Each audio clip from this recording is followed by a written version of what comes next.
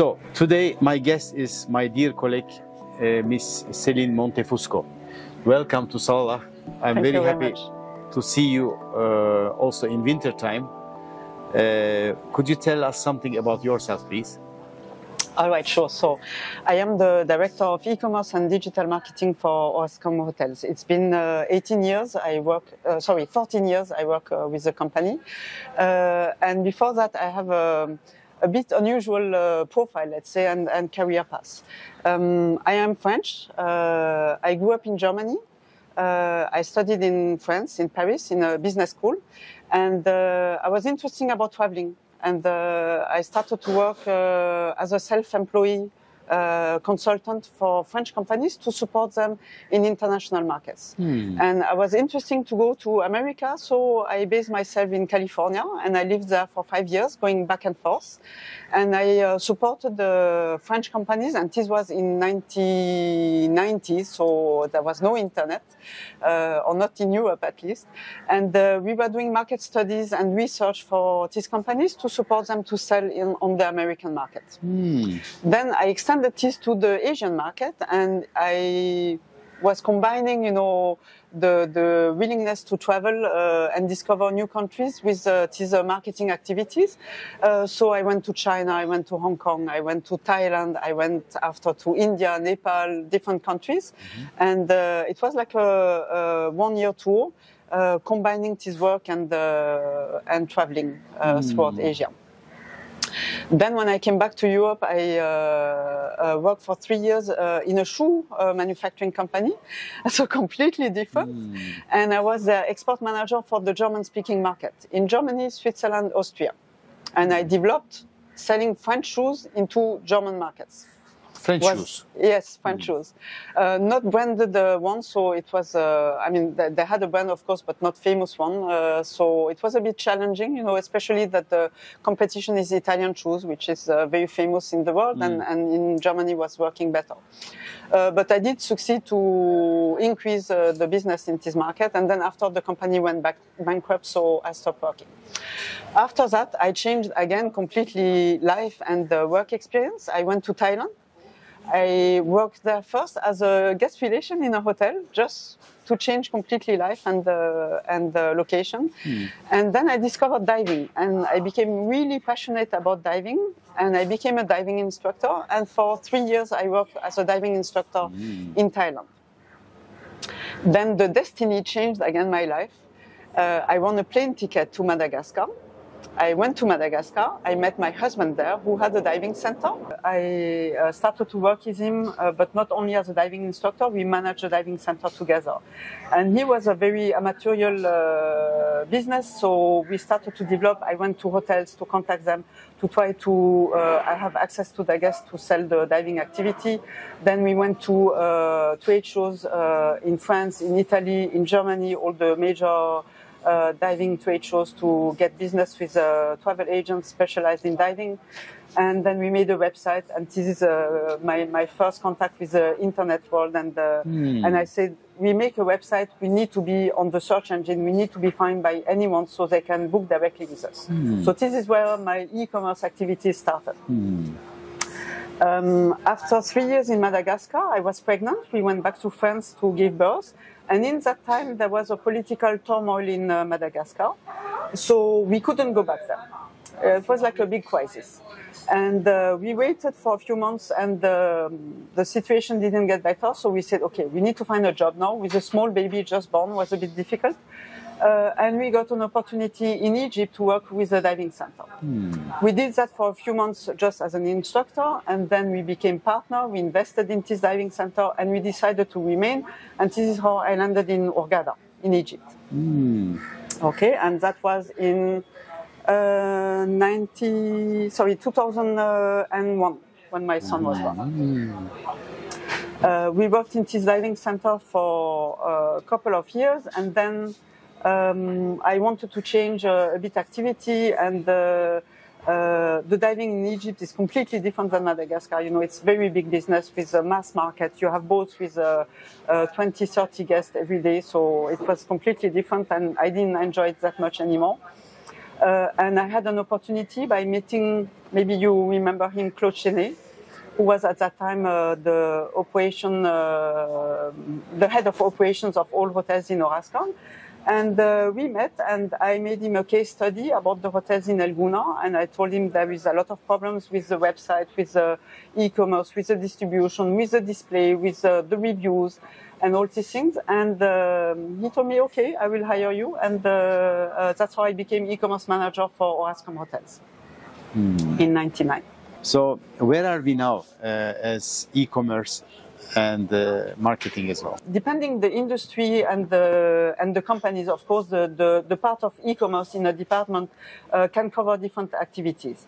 In Orascom Hotels, there is two parts. One is digital marketing, which is related to the website. So we have website development, the website optimization through different techniques, which I will not go into the technical details, but we try to make sure that the website is found by the guests, by the users on Google, and that the website is easy to use, that the user it's easy to navigate, they find all the compelling information, they have nice photos, videos, and they dream about their stay and they want to book about their stay.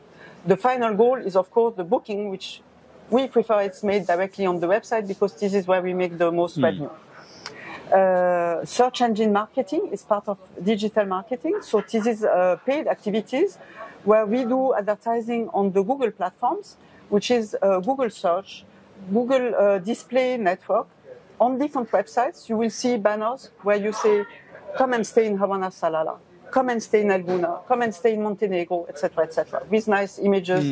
So people, it's in the phase where they just search about their vacation. They don't know yet where they want to stay. So they set this banner, maybe they click and they go and they get some information, but they will not directly book. The booking is more in the end of the funnel where they actually search for the hotel on Google. They say, okay, I want to stay in Safari, and then they find Safari website, and we do advertising to be number one on the listing with certain keywords, depending on the market, of course. We cannot do that on the whole world, but we select the key markets where we want to be focused. You saw all our hotels actually. Now, where are we actually as Oman or Sifavi, Salah? So Oman has a very different appeal to the customers than Egypt. I would say that Egypt is more well-known and has more mass market tourism. Oman is still in the phase that people discover this country, they don't know about it, and we need to create more awareness about that. And we do that together with the marketing department, who works with press, with media, to do public relations and to give information about the country, the destination, and the hotels, of course. Oman, what I see, and this is my third time visit here in Salalah, has developed a lot, and it's a mix, depending the season, of course, because now we are in the winter season, so you have a more European market where they come, they want to be at the beach. It's really nice beaches here, amazing, and at the same time they search for quality, relaxation, good food. They can combine all of that, and you manage to achieve all of that combination. That's really nice. In the summertime, you have this special season that maybe a lot of Europeans don't know about. It's called Kharif, or maybe the pronunciation is a bit Kharif, Arabic style. And this is where more the Gulf market, so Saudis, Emirati, and Omani people are coming to this region because you get this small rainy season. And I've been here also, it was in 2018, and the desert turned into green, you have waterfalls in the desert. It's really, really beautiful. Yes. So this is appealing to the Arabian market. And they come here not for all-inclusive, not to stay at the beach, of course, but to stay at the hotel, and then in the daytime to go into the mountains and see these waterfalls and the green desert. And I've been there, and it's amazing. I really recommend even Europeans to go there if they like rain also. Sure. Which I do enjoy. So El Gouna is the big brother of the company, actually, and it's a small model of El Gouna. I see also Havana. Yes. Are there some similarities between Gouna and Havana? What do you think? The concept of the, let's call it a destination, is a bit similar, yes, because it's El Gouna is a fully fledged destination. It's really a town where you can live, you can buy a house or you can rent a house, you can go to school, you have an hospital, you have all the facilities, you know, supermarket, pharmacies, hospital, like I said, and a lot of activities. We have about 100 restaurants in El Gouna, so it's a very big town. There are 18 hotels, and then all the activities which are for tourists, but also for the residents. Hawana Salala is in the development phase still, so it's a much smaller, but it has the marina concept, the community concept that you can live here. And this I haven't discovered much because it's only 4 days I'm here. But I can see, you know, with the development, the sales that maybe in 10 years or 20 years, it follows the same vision of becoming a small town where people can live and have more activities and enjoy the life. Also about the residents. Once you told me there are almost 25,000 residents living permanent in El Gouna, right? In El Gouna, yes. So I hope we have also similar numbers here. Yes. People are mainly buying and traveling back. It looks empty. Yeah. It was the same in El Gouna, I think. Now, so many nationalities. What kind of events do you have in El Gouna in normal seasons? So the town of El Gouna organizes a lot of events, and some are related to the big feasts which are in Egypt. So it's during the New Year period and the Eid. But some are related to ongoing activities which are happening every year.